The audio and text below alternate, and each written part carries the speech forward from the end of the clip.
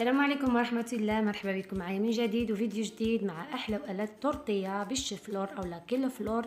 الصراحه التورتيات كيجيو صغارين وحلوين ولذاذين بزاف، بامكانكم تعملوهم في الفرن اولا تقليهم مع شويه الزيت.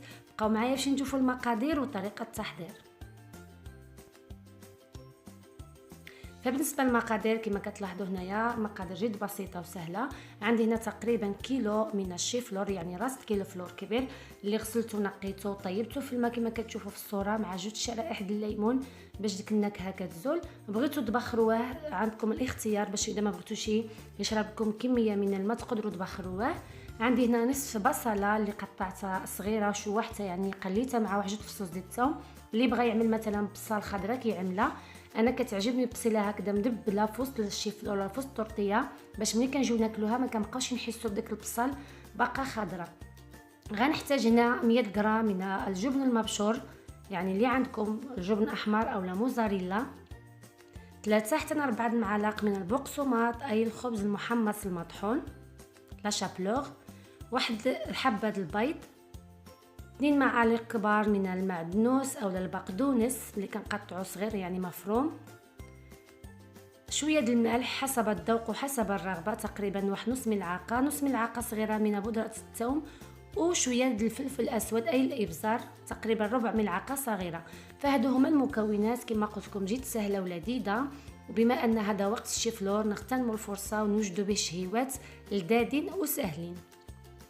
دابا اول حاجه كما كتلاحظوا هنا غنشبر هاد الاله هادي، يعني باسابوري اللي كنبقاو نضغطوها هكذا بحال اللي خصنا نمعكو مزيان نعجنوا داك الشيفلور. واللي ما عنده شي بواسطه غير واحد التينيدور اولا الشوكه كنبقاو نضغطوا عليه حتى كنحصلوا على هاد العجينه الشيفلور بهاد الطريقه هادي. هانتوما كتشوفوا كتجي عجينه لامسه، كتجي تقريبا بحال البطاطا. غنضيف هنا التوابل المذكوره، ثم البصل اللي سبق لي وقليته شويه مع الثوم. فهاد المرحله اختياريه، بامكانكم تعملوه اخضر كيبقى الاختيار ليكم.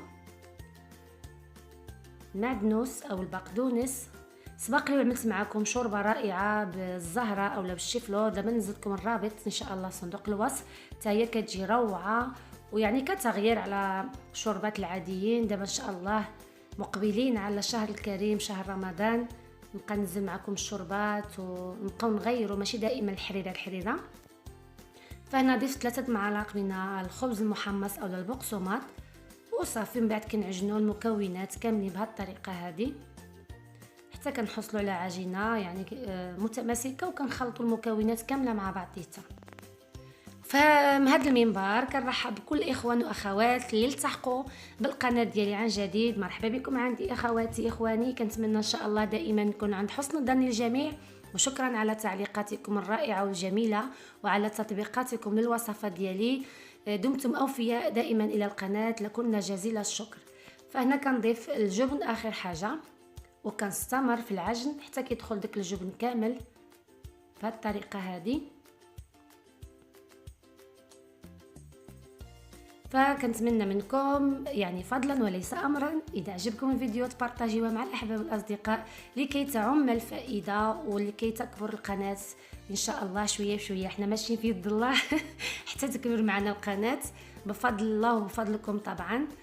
فالمهم بعد ما عجنت مزيان ودخلت المكونات هانتوما كتشوفوا كنحصل على عجينه اللي كنقدر نشكل بها كويرات. دابا انا غنخليها في الثلاجه ترتاح تقريبا واحد نصف ساعه، عاد غنقوم يعني نكمل الكميه اللي عندي ونوري لكم المرحله التاليه. فمن بعد ما جلست لي نصف ساعه عاد تشوفوا هنا عندي واحد الحبه البيض. فانا غنعمل في الاول غير واحده، واذا ما كفاتنيش غنزيد الثانيه. هاد الكميه دات لي 2 الحبات من البيض. نحاول نطربو مزيان. عندي هنا كميه من البقسماط اولا باراجادو وشويه د الطحين، هادشي اللي غنقوم يعني باش نقلي التورتيات ديالي. فصافي هذه هي خليط الشيفلور اولا كيلي فلور كما كنقولوا حنايا في الشمال. هانتوما كتشوفوا تماسك شويه باش كيسهل علينا التشكيل ديالو. غنشكلوا على كويرات صغارين وغنبسطهم بهذه الطريقه هذه كما كتلاحظوا. اذا مثلا ما بغيتوش تعملوا هكذا صغارين تقدروا تعملوا طورطيه كبيره. فهنايا غنفندا اولا ندردره في الاول في الدقيق، يعني ملي كندردرها في الدقيق ضروري كنعوض الشكل ديالها مباشره. كنجوزها في البيض بهذه الطريقه هذه.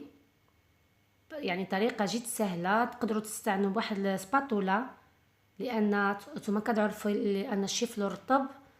عملوا واحد السباتولا باش تقدروا تهزوها من تحت ومن الفوق وتبقى الشكل ديالها دائري، تحافظوا على الشكل ديالها. فهنا عملت شويه الزيت في المقله كما كتلاحظوا، يعني ما عملتش بزاف، بحال اللي غنشويهم يعني غير شويه. واللي ما عجبوش يقليهم في الزيت بامكانكم تدخلوا من الفران حتى هما كيجيو يعني كيعطيو نفس النتيجه. فصافي من بعد ما سخن لي الزيت غنزل هيدا الطرطيات بهذه الطريقه هذه على عافيه مهيله باش كيدخل لهم الطياب من داخل، باش ديك البيضه اللي حطينا من داخل حتى هي كطيب وما كتبقاش هي خضره معنا.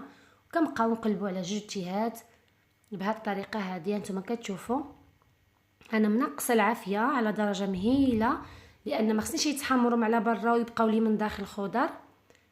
فصافي دابا كنقوم بالقلب ديالهم بهذه الطريقه هذه. كنظن يعني طريقه جد سهله وواضحه. وكما قلت لكم في الاول، بما ان هذا وقت الشيفلور نغتنموا الفرص ونعملوا به هاد الشهوات. يعني فيه كيجي به كراتان، كيجي به طورطيات، شربات، عنده بزاف العديد من الاستعمالات والشهاوي ديالو.